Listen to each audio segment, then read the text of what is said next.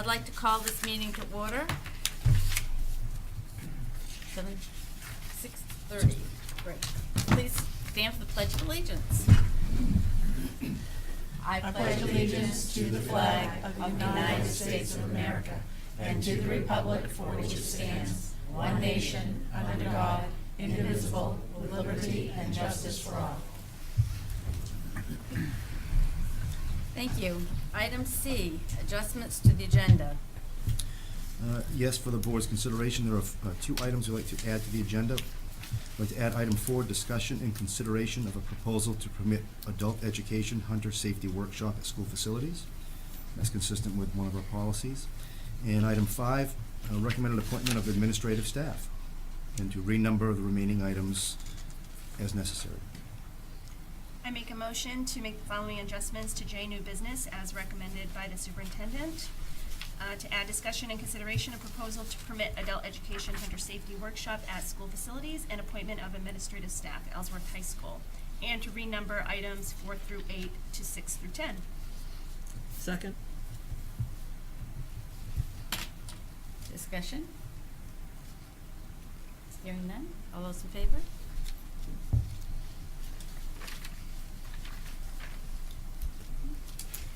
D, approval of minutes, January 9th, 2018.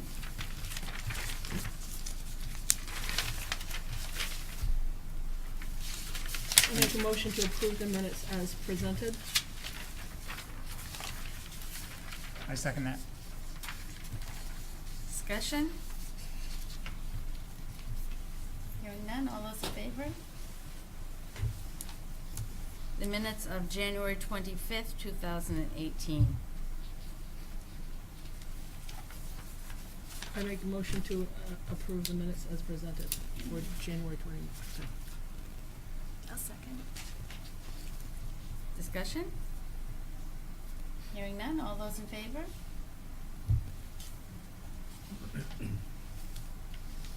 Item E, communication and correspondence.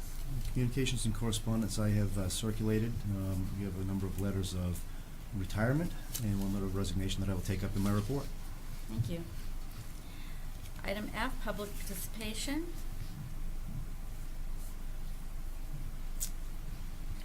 Item G, administrator board reports. Mr. Clifford.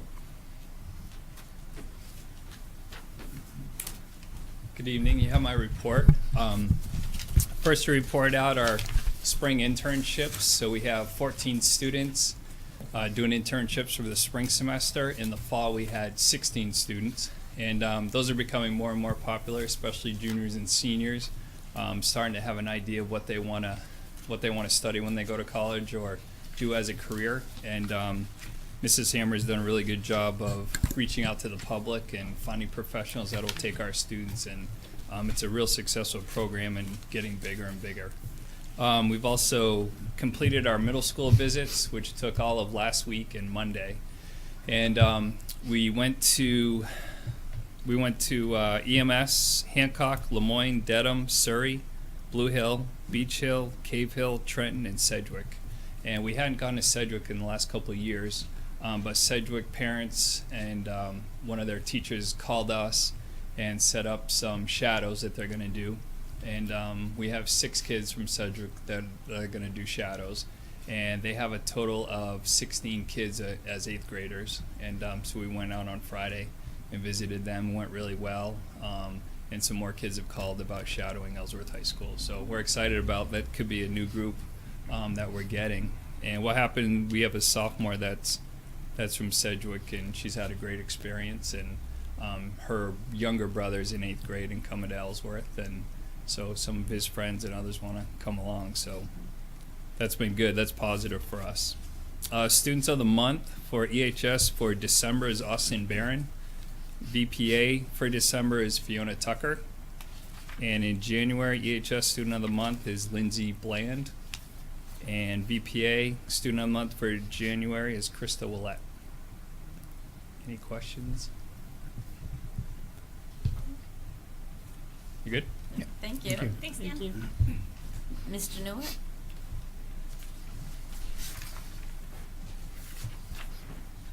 Good evening. At the middle school, in school news, we have the great debates going on at 8th grade. This is a very formal debate, which kids have researched controversial topics, and there's an affirmative and negative side, and they present, and it's scored, and there's a rubric, and the kids wear ties and dresses, and it's done up just right. So I'd like to thank the 8th grade teachers and the kids for doing a really nice job on that. And they'll take the research that they've done on their topics and then write a persuasive essay as a follow-up.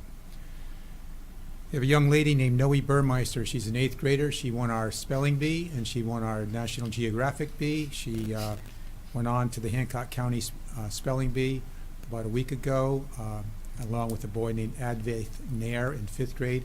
Advaith made it to like the 12th round. Noe got knocked out a little earlier, but it was very cool to see one of our kids be in the Final Four, which was impressive. Noe has taken a test for the National Geographic State Bee.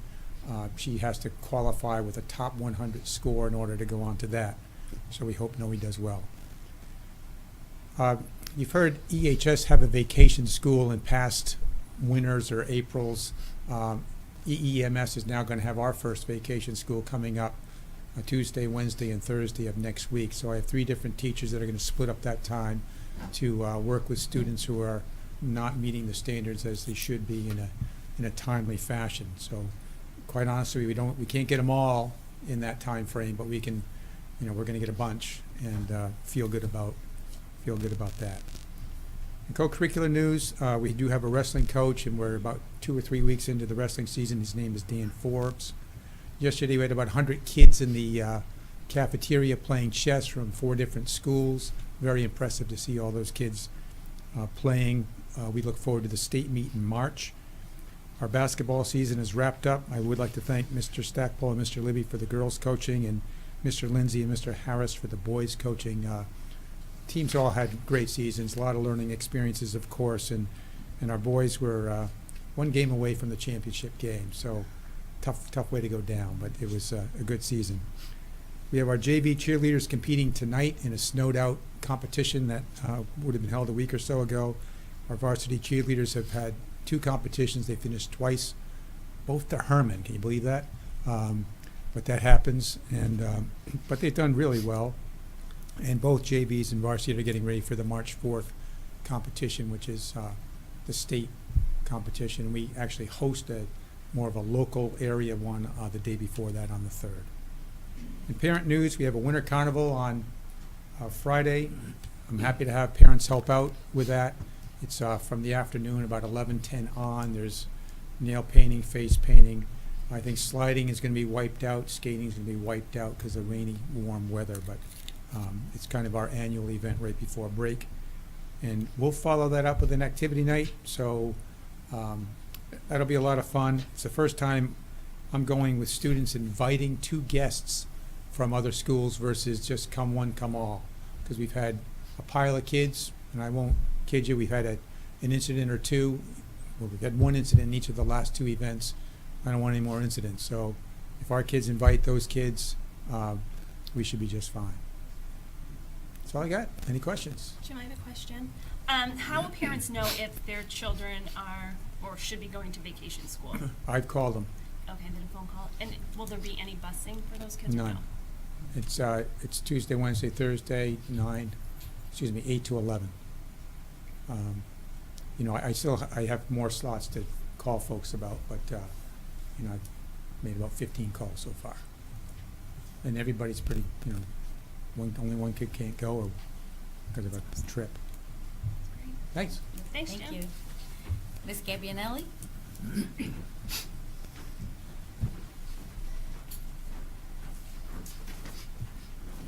evening. Things are going very well at the elementary school. Teachers are starting to plan for Read Across America on Dr. Seuss Day. Our Momentum leadership team just went to the Leadership Summit at Hampden Academy on Friday to work and collaborate with other professionals. They were accompanied by Rachel and Deb Richards, and that went very well. We just wrapped up our fencing club. Mr. Norwood does a great job with fencing club, and we had several participants. Most days it was 28 students, so that's excellent. In parent news, We have the PTF sponsoring a movie night at EMS on March 2nd, and first grade concert is this Thursday at 6 p.m. Any questions? Thank you. Thanks, Erica. Ms. Sargent?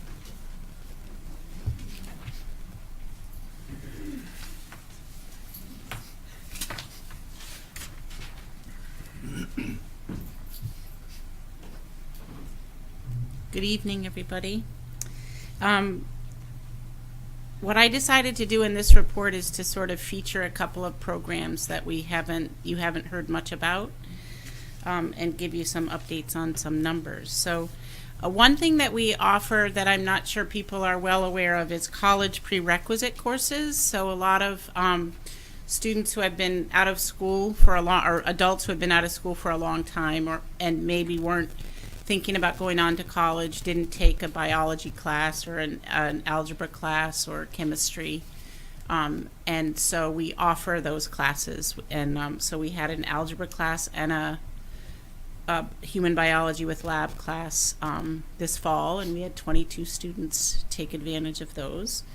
And then this spring, we were going to offer chemistry, but because there's a new nursing program starting up again through Eastern Maine Community College, and they actually don't require chemistry, but they require biology, and so we're offering biology and algebra again this semester, and then in the summer we're going to offer a chemistry class.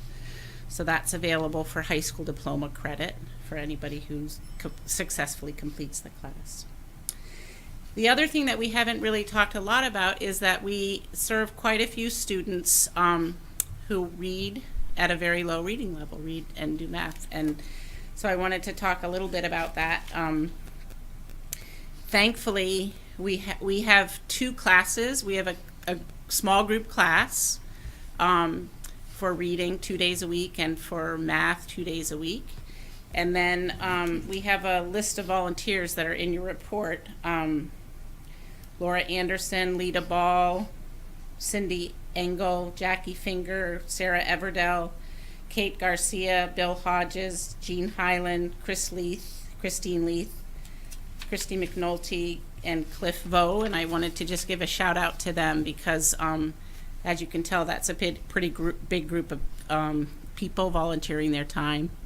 And we have about 26 students in that program. So we talk a lot about the high school diploma program and the HiSET program, but it's important for you to realize that we're serving that population as well. The other part of our program, I was looking at our numbers when I was preparing this report, and we've had 98 adults take advantage of our career, academic and career advising.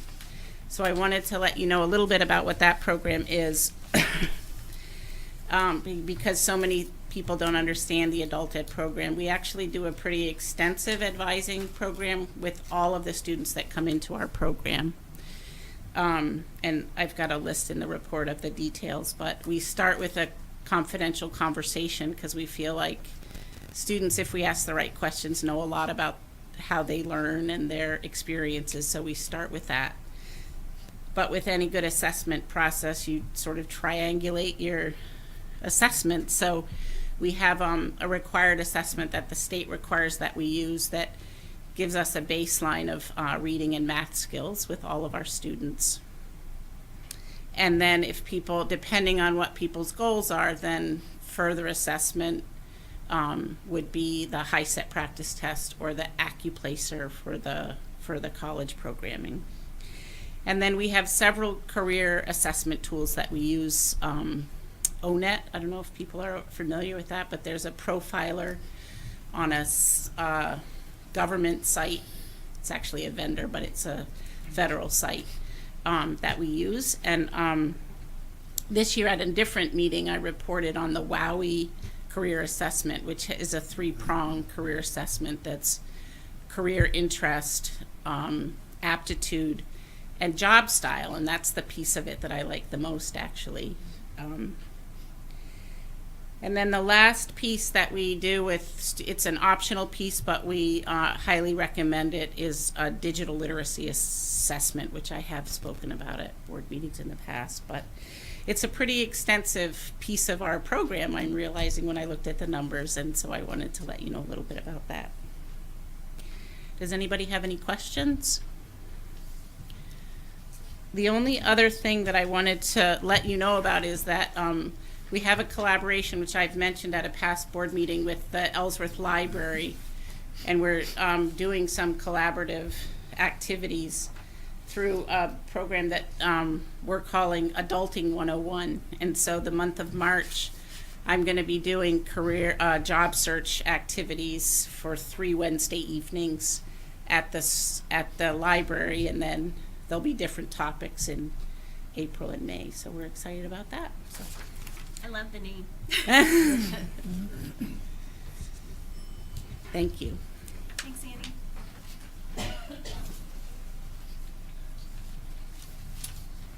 Ms. Gorman Ramos.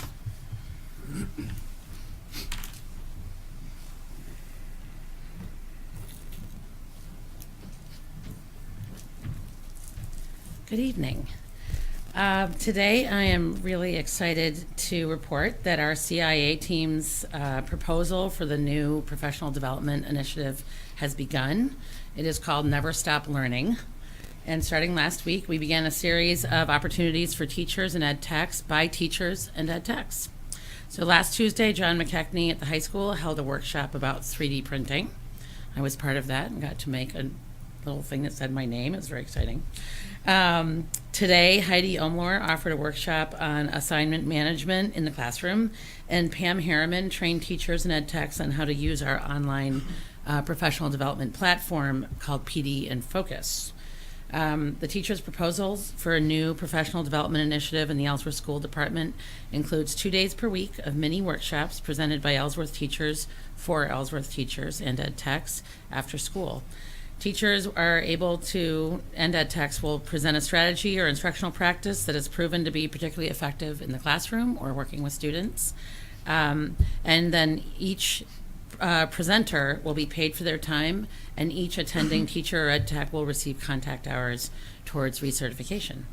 So far, we have workshops scheduled this month and next on formative assessment tools, a program that helps with assignment management called Moodle, an online student engagement program called Pear Deck, training on our online PD platform, PD in Focus, and we also have open office hours for the instructional coach and for myself, working on Atlas and whatever teachers need.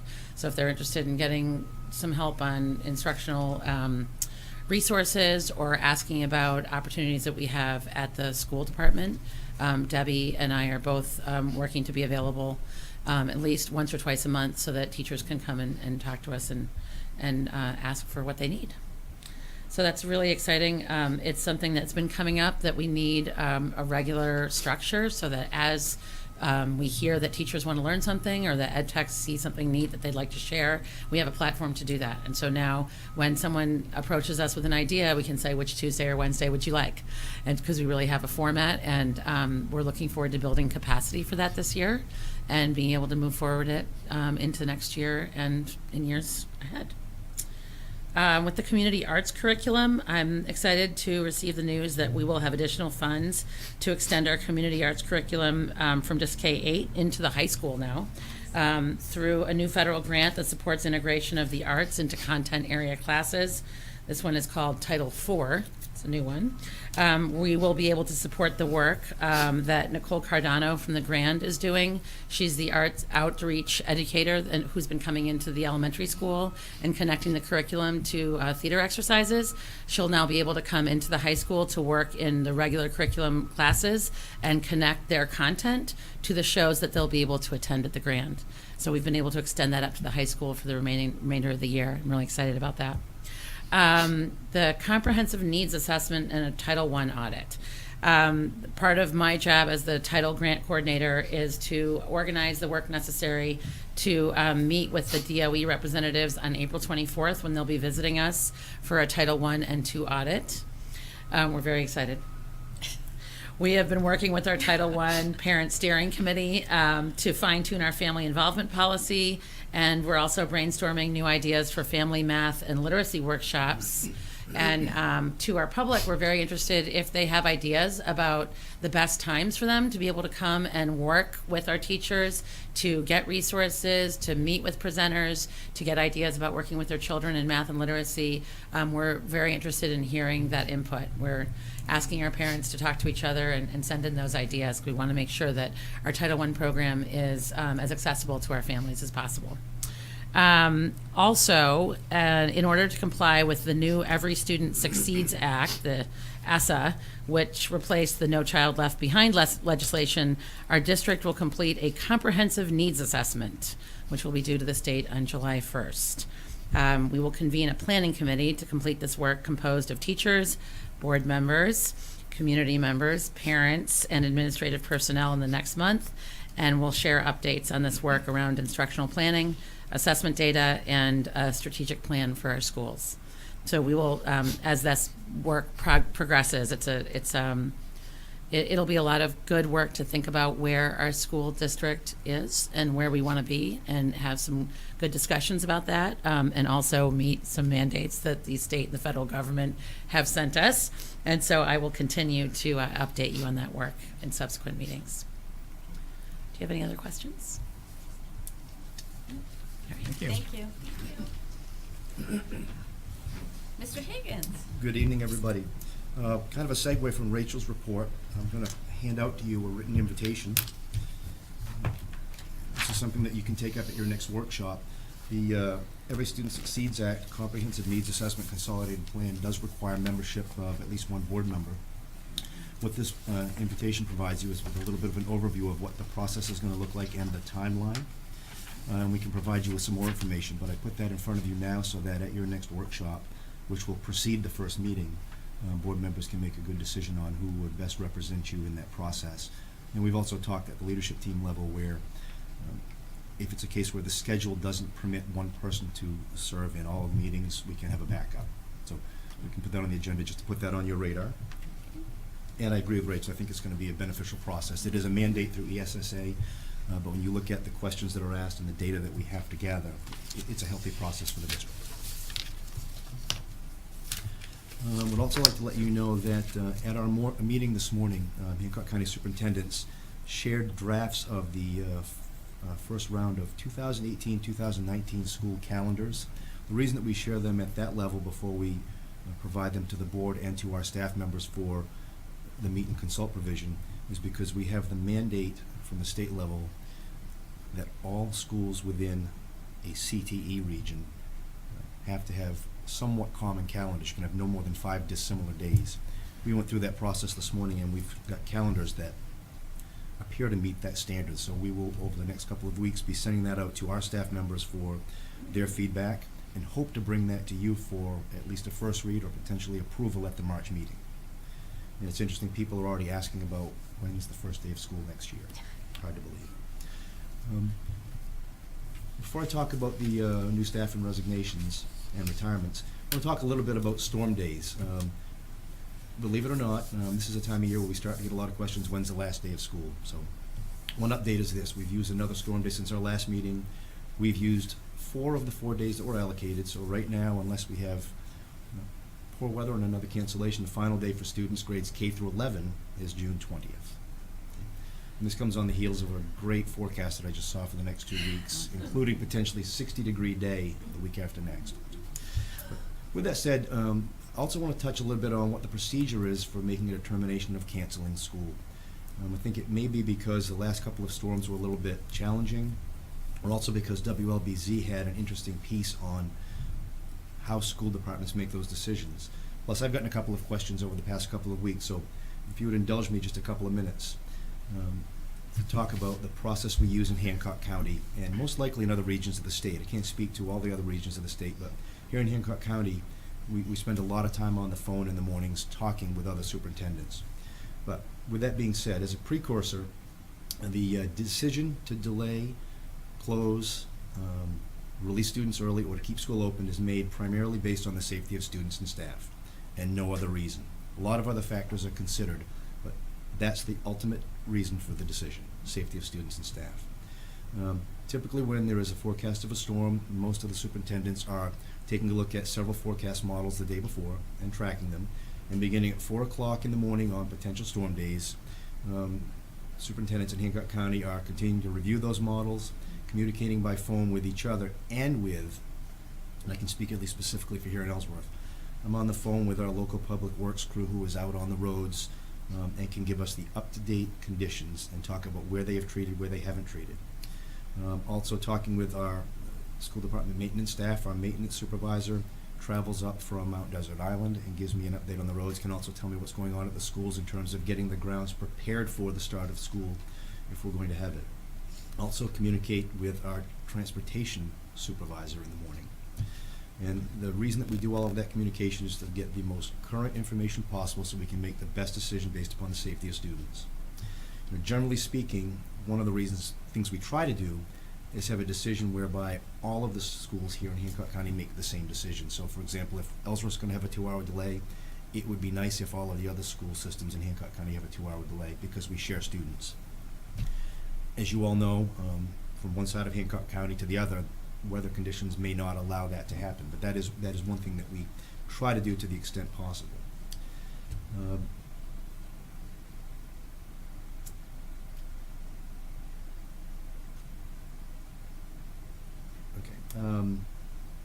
When we do make a decision, we try to make the decision as soon as possible. In an ideal world, we'd like to have that decision made by 5 or 5:15 so that families and staff members have the opportunity to plan for whatever the decision is going to be. In some circumstances, like we were able to do a couple of weeks ago, we had a really good idea there was going to be a possibility for a delay, so we sent out a message the night before letting parents know, be prepared for this, it may happen. So it's a pretty involved process and a lot of thought goes into it. But I want to just stress that in no cases do we make a decision to close or stay open or delay or early release based upon the number of storm days used or storm days remaining. The basic piece, and this is as much for parents as it is for you as a board, students in Ellsworth are required to attend school for 177 days. That's what's in our calendar, regardless of whether they're in September or June or even July, and let's hope it's never July. And 170 days for seniors. So we build in storm days into the calendar so that they can be an approximation of what the last day of school is. So just wanted to provide that information for people so that they know a lot of thought goes into making that determination. The other piece that I would also share is our drivers in the morning have direct contact with the City of Ellsworth road crews. And I can say both our drivers and the City of Ellsworth road crews do an outstanding job. For example, if we have a road like the Winkenpaw Road that needs a little more sand or salt, our drivers will not go down that road. They'll make a call, city truck will come, provide the materials for them, and they can proceed safely. So it's a pretty good process. Any questions on that? In the report that I submitted to you, you'll see we do have a teacher nomination tonight and an administrative recommendation, and we'll take those up when they come up on the agenda. But we did have some new staff that joined us since the last meeting. Jared Young's joined the IT department here at Ellsworth in the school department. Craig Ridley has joined the school department as a custodian at Ellsworth High School. Dolores Rossi has joined Ellsworth High School as a food services worker. And Kenneth Lamoth has joined as a halftime maintenance worker for the school department. And the date of January 30th has passed, and that's one of the notification dates that we have for retirement of staff members in regard to a sick leave bonus that they're eligible for. So I'd like to share with you some letters of resignation and retirement that were received. I did let you know that Matt Clark, assistant principal at Ellsworth High School, did submit his resignation due to health issues. We thank Matt for his work over the past 2.5 years and wish him the best and hope he can take care of what he needs to take care of. I'd also like to report to you the following retirements from the Ellsworth School Department. After 28 years in Ellsworth as a library media specialist, I think that's her current title, she used to be a librarian, Candace Macbeth. In grade 7, after 33 years in Ellsworth and a number of years elsewhere, Doug Libby is retiring at the end of this year. After 24 years working in Ellsworth, Ed Tech at Ellsworth High School, Marty Flint. Also retiring after 19 years in Ellsworth, Ed Tech at Ellsworth High School, Eileen Carpenter. And after 37 years in Ellsworth at EMS, physical education teacher John McDonald. Again, those people have a lot of longevity in Ellsworth and have served a lot of the students in our communities. And, we'd like to publicly recognize them and express our appreciation to their work and their service to Ellsworth. And unless you have any questions, that concludes my report. Thank you.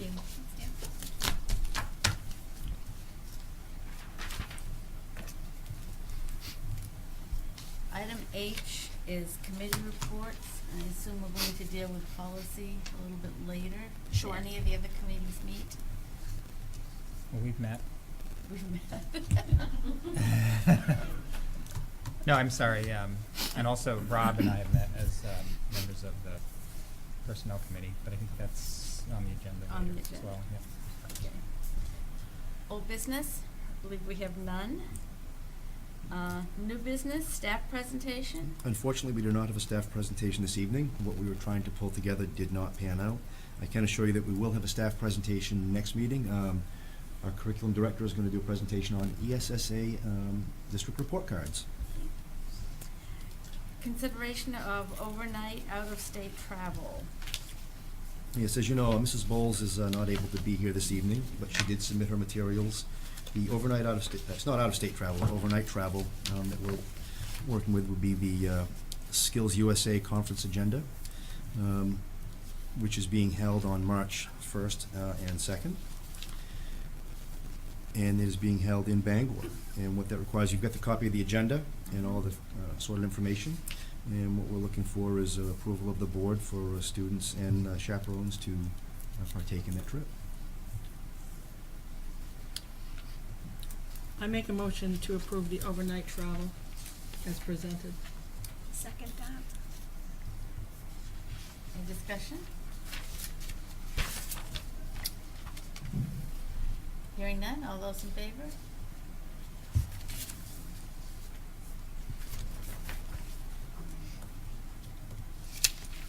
Three, acknowledge and acceptance of donation. Yes, included in your packet was a list of equipment that was donated to HCTC, in particular the the multimedia program from Jackson Lab, approximate value of $700. You can see a Canon AOS digital camera pack, Panasonic video camera, HD video recorder, some video flip cameras, and a video 3D field camera. We'd like to acknowledge and accept that donation. I make a motion to acknowledge and accept the donation to Hancock County Technical Center Media Program as presented. Second. Discussion? Hearing none, all those in favor? Thank you. 4, discussion and consideration of proposal to permit adult education hunter safety workshop at school facilities. Okay, I'm going to turn this over to Mrs. Sargent. So with appropriate humility, I must admit that I did not grow up in Maine, rural Maine, so I grew up in cities, mostly in Europe. So I have no experience with hunting, which will become abundantly clear as I present this proposal. So please correct me as needed. So pursuant to JICIA, Weapons, Violence, and School Safety Policy, Section 2A, which I have attached to your report, I'm requesting permission to collaborate with the Maine Inland Fisheries and Wildlife to offer a program that has been requested by several Ellsworth folks. I didn't realize that there was no other organization in Ellsworth providing safety classes, and so I was happy to offer that if I'm given permission to do so. So the objectives are described in the classes, and the classes that we're offering have been in our catalog. Archery safety, crossbow hunter safety, ATV and snowmobile safety, and in the fall, early fall, we'll be offering a firearms safety class.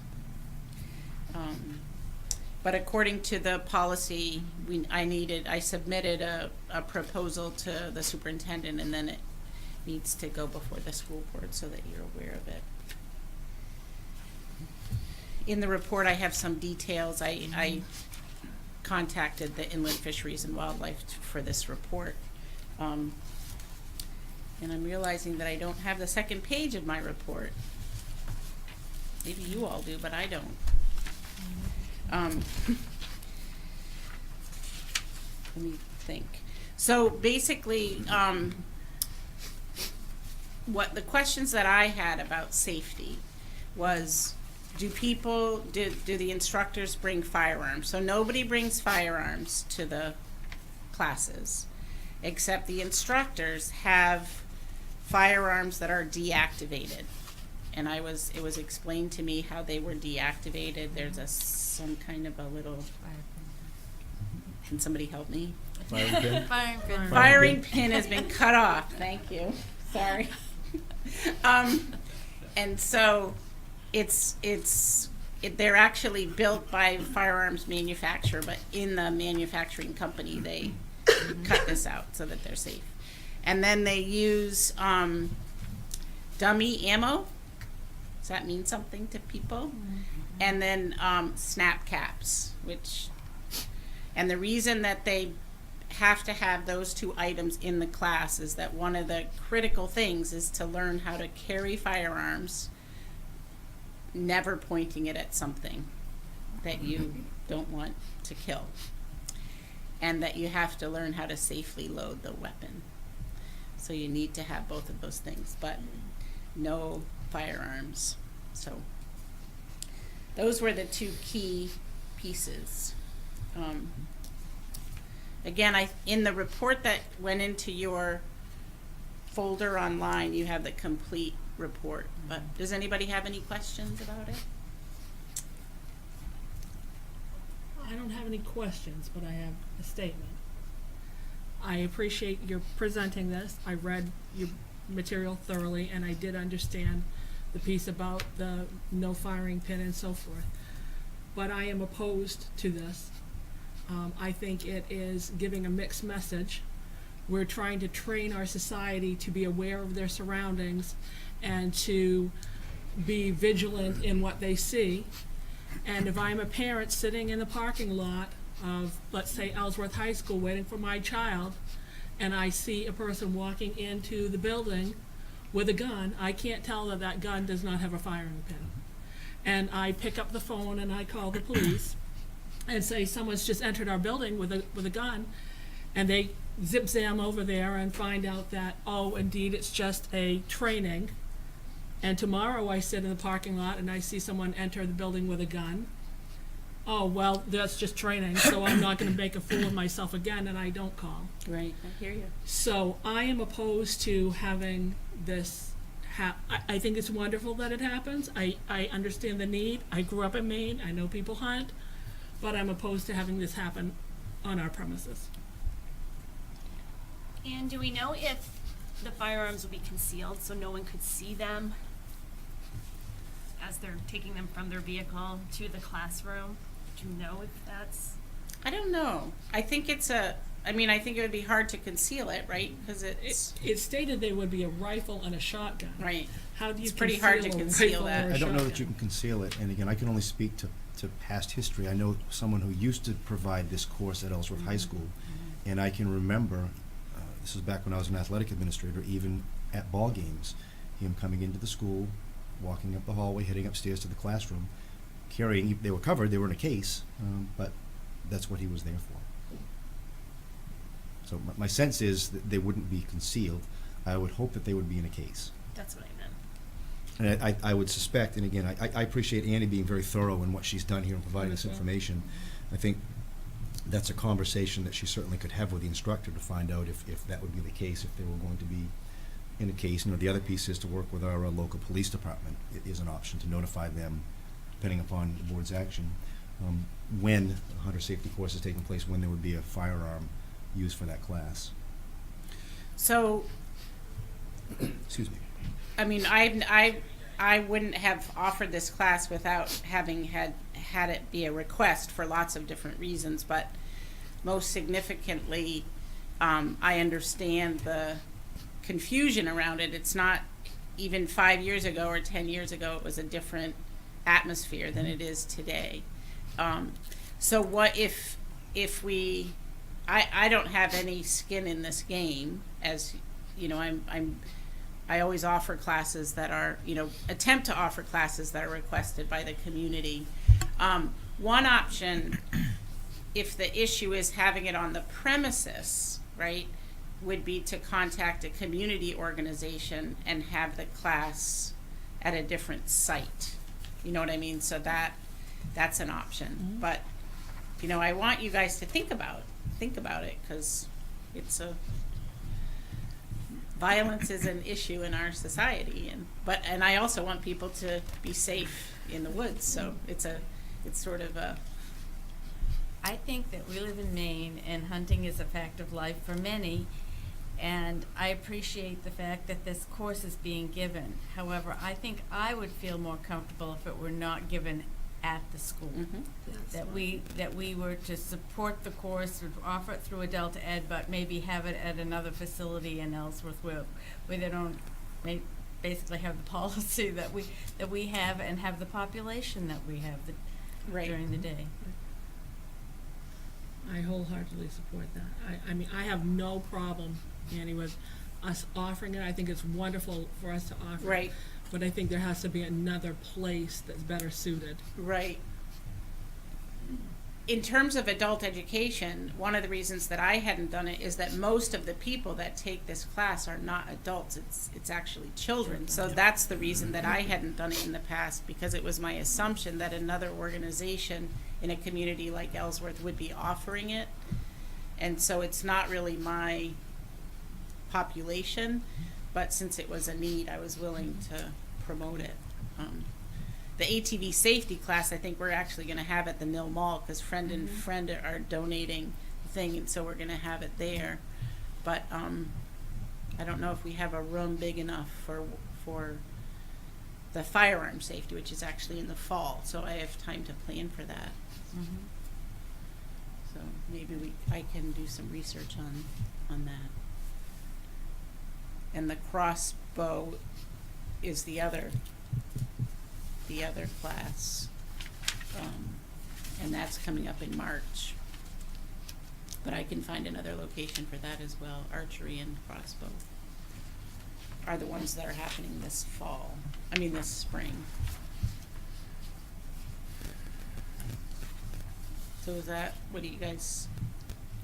Procedurally, you know, the policy requires that action be taken by the board to permit it if it's going to be at or on school grounds. If the course is going to be offered somewhere that is not on school grounds or school facilities, you don't have to take action to permit that. You can take action to support the provision of the course by the Adult Ed program as a show of support, but you're not required to do so.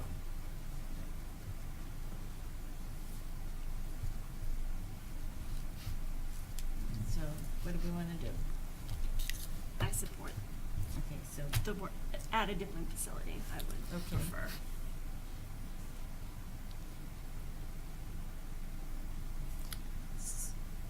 so do you want, could we make that a motion, and instead of at don't school need to. facility, because that will give it support to the Adult Ed part of it, but at a various. Can you, that motion was designed if you Right. were going to permit it on school grounds.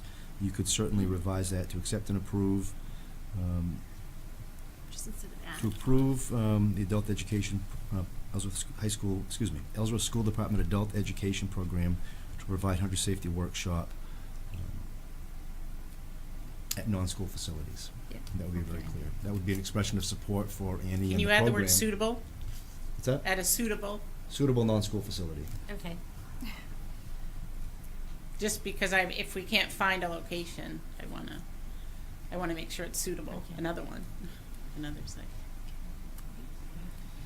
I make a motion to accept and approve the presented proposal to permit adult education hunter safety workshop at a suitable non-school facility. I'll second that. discussion. Hearing none, all those in favor? All right, I'll see if I can find another location. Thank you, Annie. Yeah. Thank you. I'm sure there are many people in Ellsworth who've already taken the hunter safety course at various locations other than the school, so it may be that someone can Yeah, I'm direct you sure- into a place. that would- a place. Yes. Okay. Item 5, appointment of administrative staff for Ellsworth High School. Actually, for the next two items, just as a precursor, as you know, we always try to find the most qualified staff we can for our vacancies. It becomes even more challenging when those vacancies are occurring in the middle of the school year. However, we're very fortunate in both of these cases tonight to have qualified candidates to bring forward to you for your consideration. For this particular item, we're talking about the assistant principal position at Ellsworth High School. I'm very pleased to recommend Rebecca Wright for that position for the balance of the 17-18 school year. Rebecca's been with the Ellsworth School Department since 1986, serving as an English and visual performing arts instructor, actually essential in the creation of the visual and performing arts program. Additionally, she's served in several building-level leadership and community roles and served on several district-wide committees and has advised numerous co-curricular activities. With her years of experience, she's knowledgeable about the school, staff, student body, and community, and she has the respect of students and staff, and knowledge of the workings of the Ellsworth School Department and Ellsworth High School. We believe that she will make a smooth transition into the formal administrative role and to the ESD leadership team, and I'm very pleased to present her to you for consideration this evening.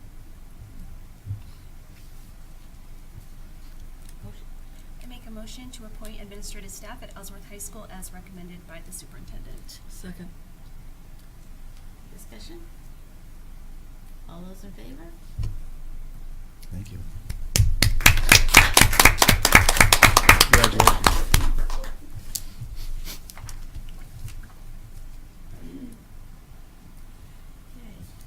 Confirmation of nomination of teacher. Yes, very pleased this evening to nominate John Romano as the carpentry instructor at Hancock County Technical Center. John brings with him 34 years of successful construction and construction management experience, primarily on Mount Desert Island. Along with his experience are a variety of technical skills that make him a strong fit for the requirements of this position. In addition to his practical experience, John also has experience as an auto mechanic and an educational background in automotive and diesel and business administration. References cite the quality of work done by his firm, professional manner in which he operated his business, and examples of teaching skills observed throughout their experience when he provided services to them. I also spoke to a reference who supervised John when he was doing some coaching and talked about his strong ability to work with students. We believe he will be a strong addition to the staff at Hancock County Technical Center, and will hopefully, as we talked about in our interview, find a way to help grow that program from its part-time status to a full-time status. So I'd like to nominate John Romano to you for a first-year probationary contract. I make a motion to accept the superintendent's nomination. I second that. Discussion? All those in favor? Great, thank you. Congratulations. Welcome. Welcome aboard. Item 7, first read of amended policies. Okay, so the policy committee met last week. We reviewed all of the policies in section G and did not have any recommendations for changes. Policy DIA, the Technology Protection Program. The policy currently lists out sample cost of common repairs. Since those costs can change, we recommend replacing the paragraph with cost of repairs will be consistent with manufactured cost. Dan, did you want to add to that? Yeah, the policy committee also talked about a couple of other potential changes. One was to take a look at the program fee and determine if that was still applicable, but also to talk about potentially a sliding scale for free and reduced lunch eligible students. Spoke with our director of IT, Mrs. Clifford, about that, and what she recommended was giving us a little bit of time to take a look at how the repair costs and repair claims are going to be this year. As you know, we started with Chromebooks across most of the grades this year, and so far the experience with repairs and damage has been far different than what we had with iPads. So we would like to see a little bit more time, and we think there's enough time between now and the next time the policy committee meets to address both of those items, the program fee and whether or not we can implement a sliding scale and bring that back to the full board for consideration. but you could approve a first read of the change that Kelly has mentioned. Thank you. The next policy is DJD. This is our grant policy. As it currently reads, staff must receive approval from the superintendent prior to submitting a grant proposal. We want to change that language to prior to being prepared, so people don't prepare grants and then are unable to submit them. It's a lot of work. Policy JL is our wellness policy. All we are doing is, oops, lost that one. We're adding a statement to the policy. Brand-specific advertising of food and beverages is prohibited in school buildings or on school grounds unless the foods and beverages meet Smart Snacks and school nutritional standards for sale or distribution on school grounds. This actually comes after a state review, and they recommended that we added that language, and we are already in compliance. And lastly, policy EF, food service management. We are replacing, if you look at bullet E, a student that has a debt of more than $33 will not be served the hot lunch, but will be served a limited lunch, which consists of a sandwich, juice, and milk. We are doing away with that practice, and instead we're replacing it with if a student account remains at or over the $33 debt limit for more than 2 weeks, parents must contact the food service department to set up an appointment to discuss a repayment plan. And that's all I have. Excuse me, I'd like to take off. Thank you very much. Thank you. Thank Comment. you. Thank you. Very interesting. Thank you. Thank you. Welcome. Thank you. Thank you.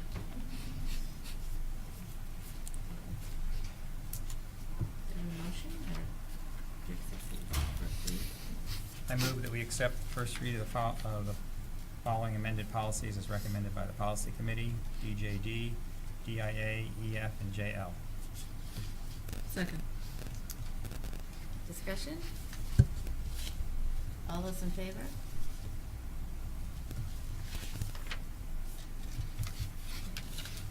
Acknowledgement and acceptance of policy committee review. Well, I think these are the Gs. They are the Gs. There's a lot of them.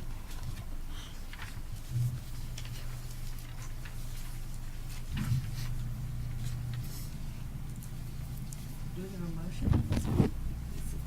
These have no change, am I correct? Correct. All right. I move that we acknowledge and accept the review of the following policies with no changes as recommended by the policy committee. GAB, job descriptions. GBEBB, staff conduct with students. GBEC, drug-free workplace. GBEE, employee computer internet use. GBJ, personnel records and files. GBO, family care leave. GCF, professional staff hiring. GCFB, recruiting and hiring of administrative staff. GCI, professional staff development. GCOA, supervision and evaluation of professional staff. GCOC, evaluation of administrative staff. And GDF, support staff employment. Second. Discussion? All those in favor?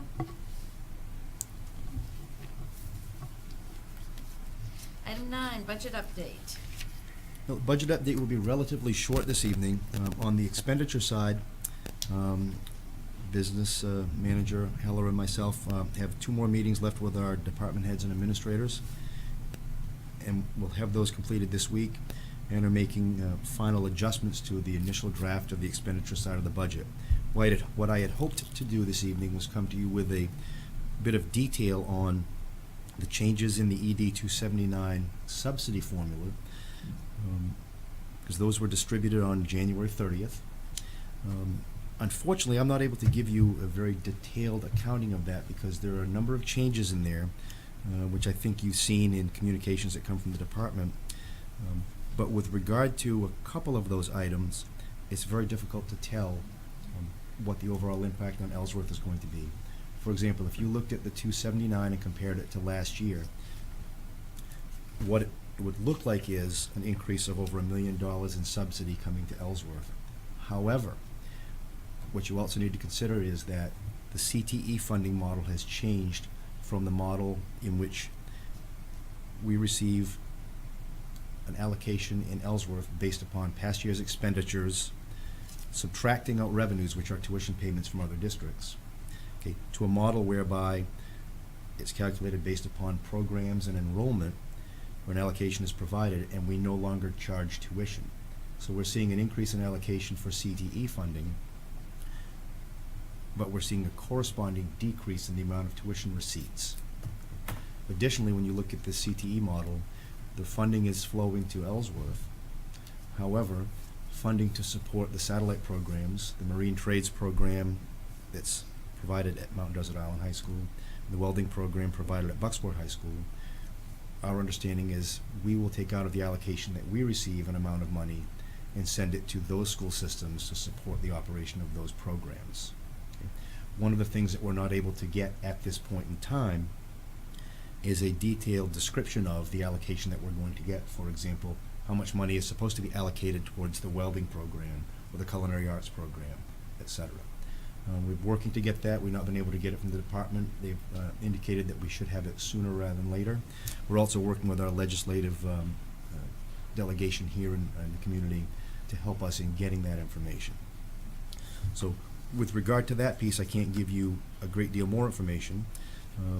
I guess I would also follow up with, you all understand that there is a required amount of money that must be raised locally in order to receive your full amount of state subsidy.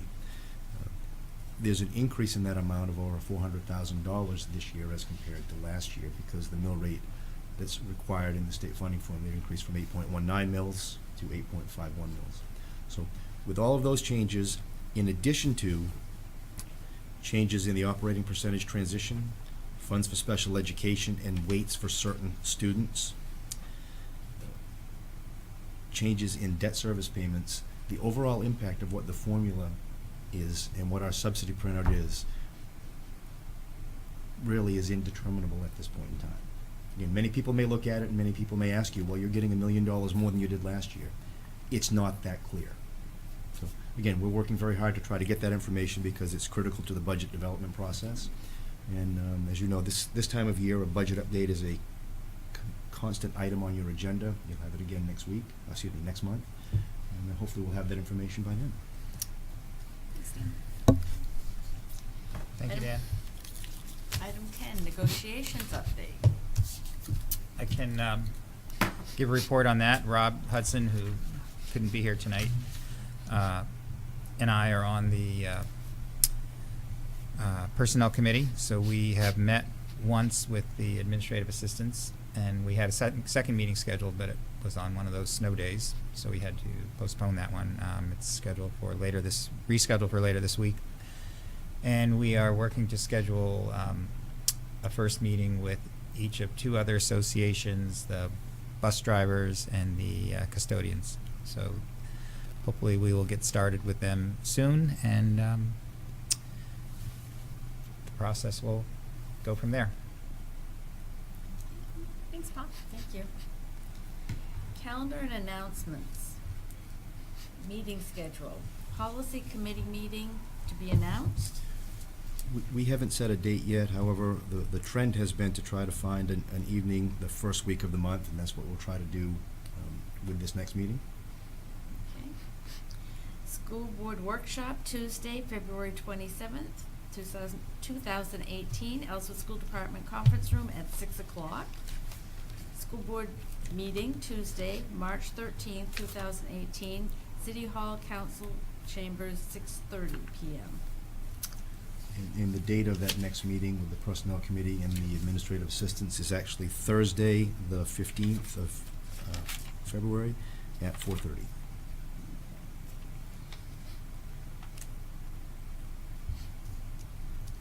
Okay. Item L, adjournment. I make a motion, having no further business, to adjourn the board meeting. Second. Discussion. All those in favor? 7:28. That was fast. Thank you. These all go to birthday and the dinner?